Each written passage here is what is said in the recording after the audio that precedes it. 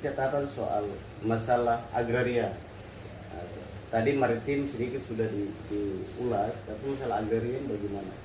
Gini, gua kecewa karena tiba-tiba Jokowi bagi sertifikat gitu.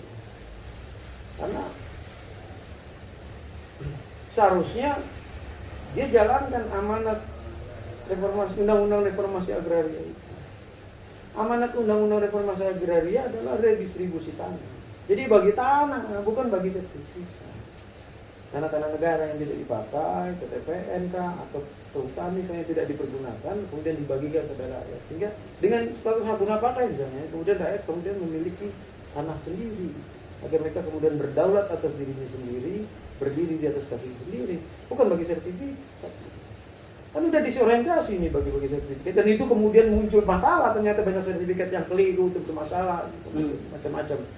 Nah, akhirnya dipakai sebagai alat kampanye, nggak substansi dong gitu. Nah, reformasi agraria kan redistribusi tanah.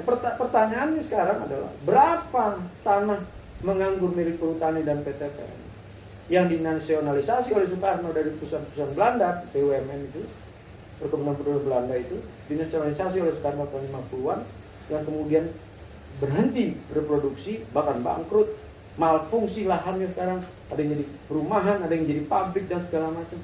Loh, kenapa pabrik boleh berdiri di atas tanah PTPN? Lalu kenapa kita nggak bagiin aja buat rakyat? Ini kan ada problem besar bahwa penguasa tanah-tanah milik negara yang berstatus HGU ternyata orang-orang dekat istana kok selama ini.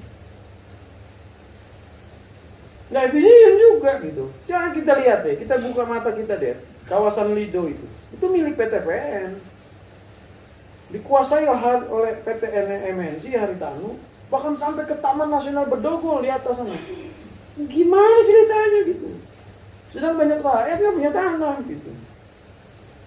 Loh, kalau kita bicara soal keadilannya, di mana keadilannya? Gitu. Pancasilanya mana? Nah, makanya balik lagi, ini nggak akan terjadi kalau Pancasila itu ideologi yang ansih, yang paripurna.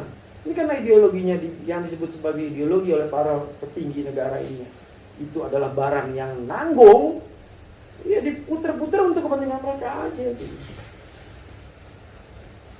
Jadi jelaslah kalau soal tanah agraria adalah redistribusi tanah bagi tanah. Lalu tanah-tanah rakyat yang dikuasai negara bagaimana? Gue berpegang pada statement Profesor Yusril Iza Mahendra bahwa negara tidak memiliki tanah. Negara hanya menguasai tanah. Bukankah di zaman Orde Baru tanah bisa diambil sepihak oleh ABRI saat itu? Untuk kepentingan-kepentingan, bahkan nggak dibeli, dikosongkan begitu dengan paksa. Nah, ada nggak political will dari pemerintah untuk mengembalikan tanah-tanah yang diokupasi oleh pihak rezim Orde Baru itu kepada rakyat pemilik aslinya? Kan nggak ada, tetap aja dikuasai oleh negara. Nah ini kan kalau udah dari situ aja kita udah lihat bahwa ini tidak ada keinginan apa-apa kok. Tidak ada keinginan yang substansial soal kebutuhan rakyat akan tanah dan mengembalikan tanah itu kepada rakyat yang sah, legal, hak memiliki tanah. Tanah aja udah begitu problemnya. Bagaimana air kan kira-kira begitu. Hari ini negara, kalau ada nggak negara punya perusahaan air mineral? Kan nggak ada. Pesantren ada. Ini kita bicara tanah, belum bicara apa namanya, bicara air ya. Nah, ini problem.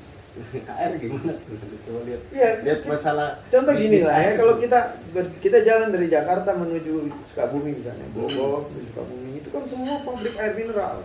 Di kaki Gunung Salak itu sumber air mineral, sumber air bersih kemudian dijadikan air mineral sepanjang jalur arah Sukabumi.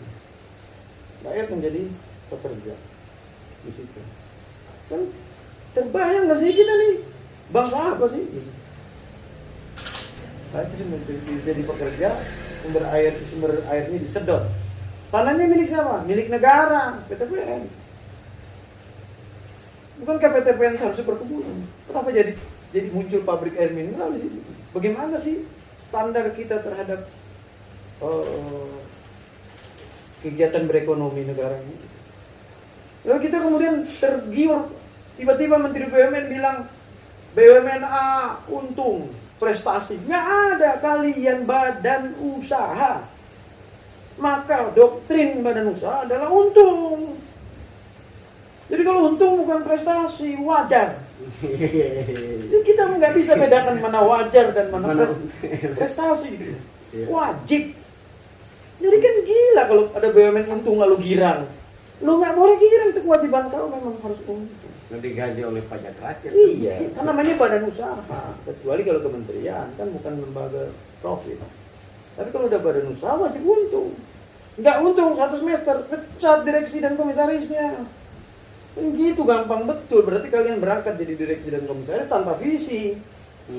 Kan clear tuh, gampang betul.